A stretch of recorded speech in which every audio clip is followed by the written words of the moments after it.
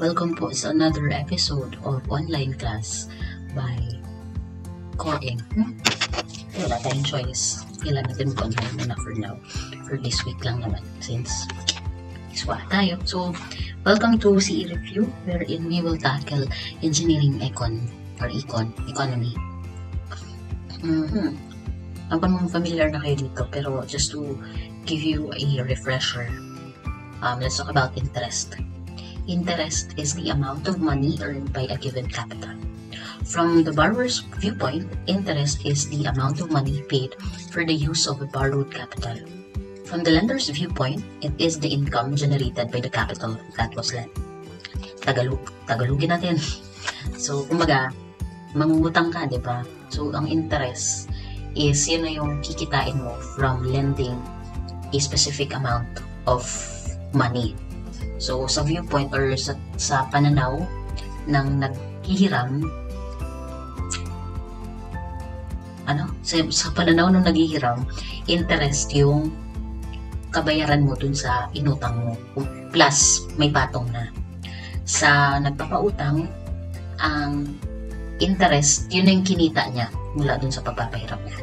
Kasi, sino ba naman ang hindi papasok sa business nang wala siyang kinikita na kahit anong lang, diba? So, parang, ito na yung way, may lamok. Commercial. Ito na yung way para mabalik yung nahiram na pera mula sa iyong kumpanya. Interest yun. Okay.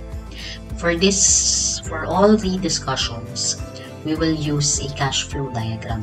In cash flow diagram, yun yung drawing na ginagamit natin para ma-familiarize tayo doon sa flow ng pera.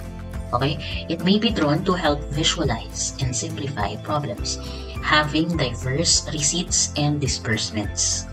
Kumbaga, kung ikaw, paano ka ba naglilista ng pera mo? Yung iba, nililista na lang siya by numbers. Diba? Pag pumapasok sa'yo yung pera, so positive, nalagay ka plus. Pag nabawas sa'yo, nilalagay mo minus. Hanggang mag-total ka, diba? Mag-zero or mag-negative, whatever. So, parang ganun din yung way nitong cash flow diagram. Pag nakakita kayo sa mga susunod na problems ng may arrow up, may arrow down, ano ba yun? Simple lang yan. Lahat ng paakyat, ito, okay, ano ba? Wait lang. Hindi ko alam kung ito, lahat ng paakyat na arrow or arrow up, it means inflow siya or positive yung cash flow. Ibig sabihin, papasok sa'yo yung pera. Papasok eh. Okay. Arrow down means disbursement or negative cash flow or outflow. Kumbaga, yung lumabas sa'yo ng pera. So, dun sa mga nakikita natin sa mga econ books, no, kung saan ganito, di ba? May ganyan-ganyan pa, may ganyan-ganyan pa. Ibig sabihin, lahat ng pumasok sa'yo na pera, nandito sa part na to.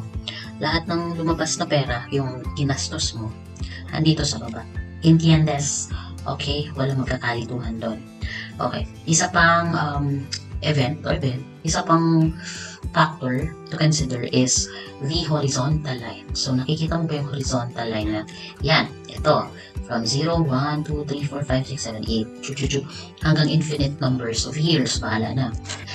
So, yan is the representation of the years na kinakount yung ating pera.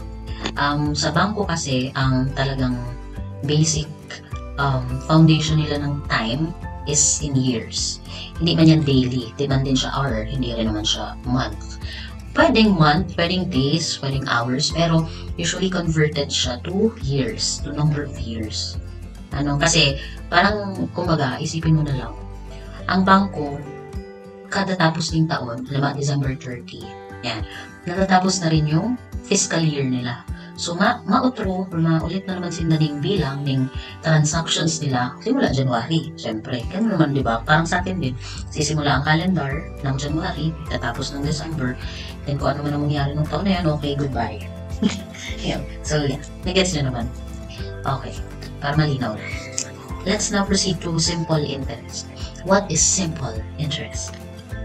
Simple interest is the interest earned by the principal that is computed at the end of the investment period, and thus it varies directly with time. Parang kumbaga ito yung pinaka-basic na interest na alam ko magigets nyo agad. Kasi, it's simple, dude. Come on. What do I mean? Okay. So, sa interest, kumbaga, halimbawa, si borrower. Let's call him B. Si borrower, nagpautang siya ng 10,000. Tapos ikaw, bilang si I, ikaw, di marireceive mo yung 10,000. Pero, ibabalik mo siya, sabi ni borrower, balik mo sa akin yun na 10,500. O, di mo magkano yung interest mo doon, yung meron ka ng interest na 500. Parang ganyan lang ang usap. Wala masyadong complicated questions, wala masyadong, alam mo yun, complications sa time, whatever. It's just simple as that. Kung magkano yung nadagdag doon sa unang hiniram, yun yung interest. Entiendes? Nagkakaiba lang siya depende sa type of simple interest. In simple interest, we have two types. Ordinary and exact. Okay? Pag sinabi natin ordinary simple interest, that is the interest computed on the basis of one banker's year. Take note on that. One banker's year is equivalent to 12 months, is equivalent to 360 days, wherein 1 month has 30 days each. Ganun lang siya kasimple. Kumbaga, si OSI or si ordinary simple interest, kinocompute yung oras or yung time. Diba? Time in T in terms of 12 months, 360 days, and 1 month at 30 days each. Ayan lang. Ordinary kasi. Anong pinagkaiba niya ka-exact? Let's go. Sa exact simple interest, the interest is based on the exact number of days of the year.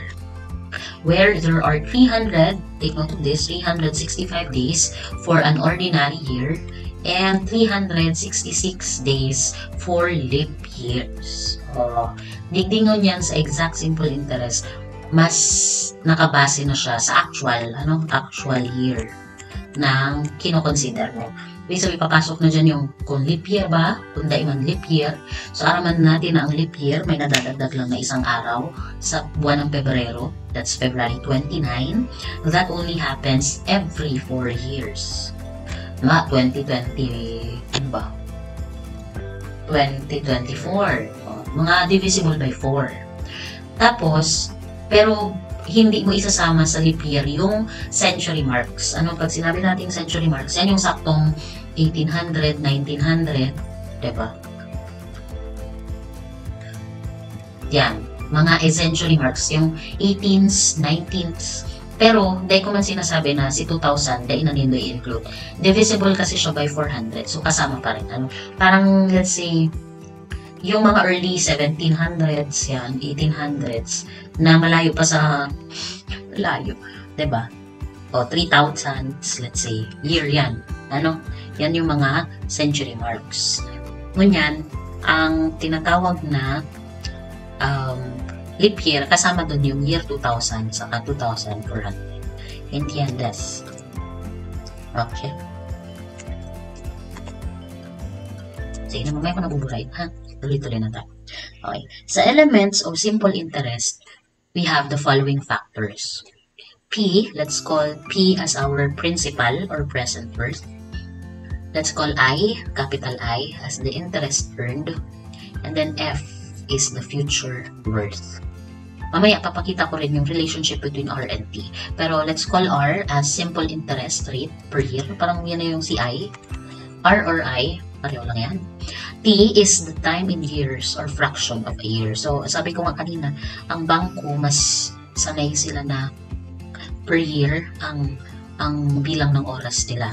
So, gabos yan, time in years or a fraction of a year. Kung hindi man siya buo, at least, let's say, 10 months, so 10 over 12, mga ganun bagay. So, anyway, ang una nating i-consider as an element is the future worth, or F, is equal to principal plus interest. Ganito lang lagi isipin nyo. Halimbawa, nangutang sino may example ko? Kunwari, nangutang si Hawk. Si Hawk ng, let's say, 50K. O, yan yung inutang mo, si P. Ngayon, sabi ni pinagkuhaan niya ng pera, o ipagbalik mo sa akin, 2.5, may 52.5 na yan, ha?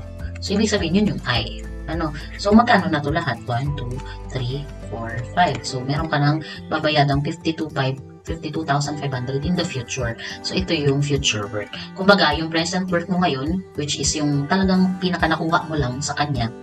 Pero, in the future, syempre, dahil may balik nga naman yan, business is business, kailangan mo na siyang ibalik na may interest na. So, that is F. Gets? Makasimple yung char. Okay. So, P may stand for the amount borrowed. O, so, ayan na nga. Si F na nga yung binarrow, hiniram. Okay. While F may stand for the amount to be paid or amount accumulated.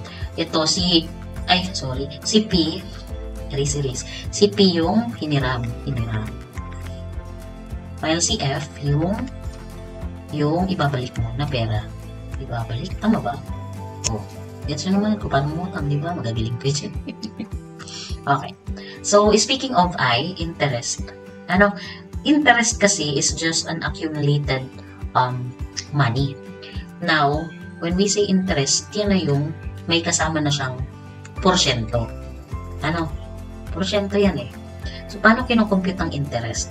Interest is basically your present worth multiplied by interest rate multiplied by time. So, kumbaga, si percentage ng iyong rate of interest, multiply ko siya dun sa hiniram ko. Kasi nga, kumbaga, diyan ka din naman nagbe-base eh. Hindi ka naman malagay ng interest na sobra-sobra pa dun sa hiniram mo. Diyos ko naman, napakagahaman mo naman dun, Day. So, Dayman, so, P is the hiniram mo, puporsyentuhan mo yun, multiply mo kung gaano siya kabilis magbabayad. Time. So, yan yung interest po. Yan na lang. Gawan nyo na lang ng kwento. Nanghiram si ganito. Nilagyan ko ng porsyento yung kanyang hiniram. Nababayaran niya ng gantong araw. O, tapos. Or, na-derive to, itong formula na F is equal to P times 1, quantity 1 plus RT. Galing lang din naman yan dito sa, di ba, future worth or yung ibabalik mo is equal to hiniram plus interest. Or, F is equal to, substitute mo na yung I dito, PRT. So, P plus PRT. O, tapos ang mangyayari lang yan, itawag dyan, grino, or finactor out niya lang yung P. Kasi kung tutuusin, kung didistribute mo dyan, pareho lang yan. So, kahit dahil mo siya tuumin na araw kayo, kasi kung ako lang, kontento na ako sa F is equal to P plus I, or where I is equal to PRT.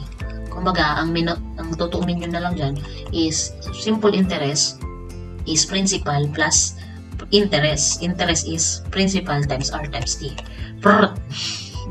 Bakit naman daw mix pagtatawanan nyo na naman, kakatawa kayo. Sorry. Napaka-moody. Okay, so let's